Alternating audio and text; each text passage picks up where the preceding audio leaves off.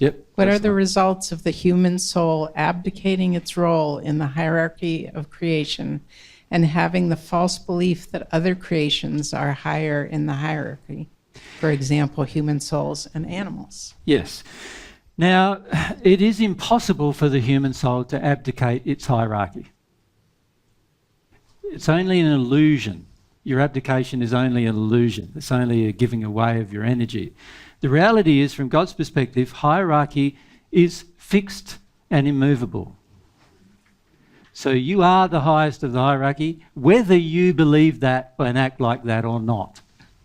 Does that make sense? Mm-hmm. So that's the first thing to remember. It's impossible for you to actually abdicate your role in hierarchy. God has already set it in stone. The law sets it in stone, right? Mm-hmm. You have a certain role whether you like it or not. That's how it is. Because you are the highest of the creations. So you cannot abdicate your role. You cannot you can make out you don't have it and act like you don't have it, sure. But from God's perspective, that's just you in rebellion, not abdication. You can't abdicate it because it already is assigned to you. Too bad, huh? It's actually a good thing. You'll learn, but most of us think, what? You mean I'm already this being with its highest power? Yes, you are. No matter whether you believe it or not, you are. That's how it is. So the second part of your question is, what about you having a false belief that other creations are higher? Well, yes, obviously you can have such a belief because you, as a human soul, have will and desire, and you're able to change this will and desire, and as a result, you're able to abdicate power, you're able to give it away to something. So if you want to give it away to an animal, which I see many people do, actually, they let their animals, in their pets in particular, rule their life. That's you giving away your highest in hierarchy, and now you're giving it away to your cat. So your cat goes meow, meow, meow, meow, and pesters you, and so you feed it when your cat wants to be fed, rather than when you want it to be fed. Now, I'd say a person who loves their cat would probably feed it regularly, but not on demand. You follow? Yeah. And this is where it finishes up that a lot of lower creations finish up ruling your life. Right? They do. And what I've noticed is if a person has pets, in particular, the pets finish up ruling the person's life. Right?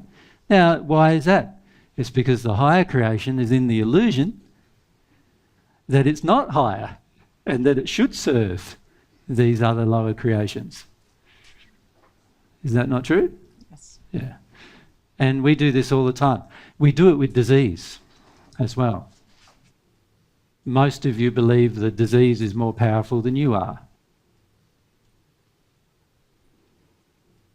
So that's another illustration of how you believe a lower creation is higher than you are. It's not higher than you are. It's actually being controlled by you. The reason for the disease is something going on within the soul. So it's actually being controlled by you. Stop believing it's higher than you are. Right? So the same goes with sort of infirmities, accidents. We all believe some things are beyond our control, is what we call them. Yeah? But God's made it so that everything in this physical universe, this universe that includes the spirit world, everything within it is under the human soul's control. So that means any possible thing that could exist in this universe is under our control in some way. God's made it that way. But because we don't believe it and we don't investigate the laws by which we are able to control these things, because we don't believe it, can you see if here we are as a soul, if in the soul's mind we believe that we don't have control, so I don't have control of whatever, can you see that you won't learn about the law that gives you control? Just that belief alone precludes you from actually learning the law that may give you control. So this is a big problem, this belief, and that belief means that in the end you don't investigate law.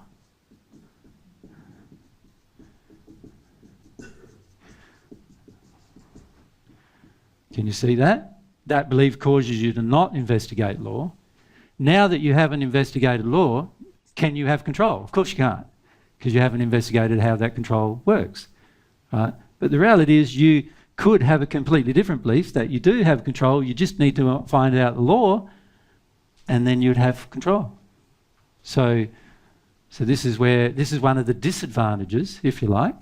It's one of the penalties of remaining ignorant, of wanting to remain ignorant. The penalty of wanting to remain ignorant is that you finish up not investigating law that can benefit you.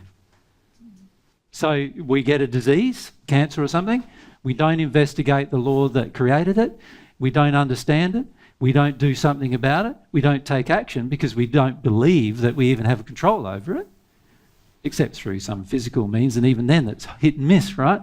So we don't believe we have control over it. So what do? We give up and say, it's all beyond my control. It's just how the universe has acted to me or something.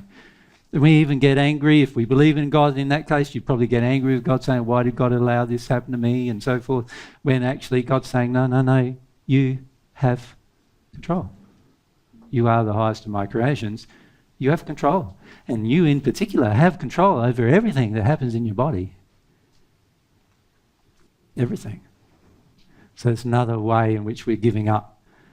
We're believing in the illusion of abdication of hierarchy, but God's actually saying, no, you have control. I cannot suggest to you enough the importance of seeing that you are the highest creation and what that actually means for you. Because it means a tremendous amount when it comes to disease, sickness, illness, accidents, as well as happiness, and other aspects of life, relationship and everything. It means so much because you have control.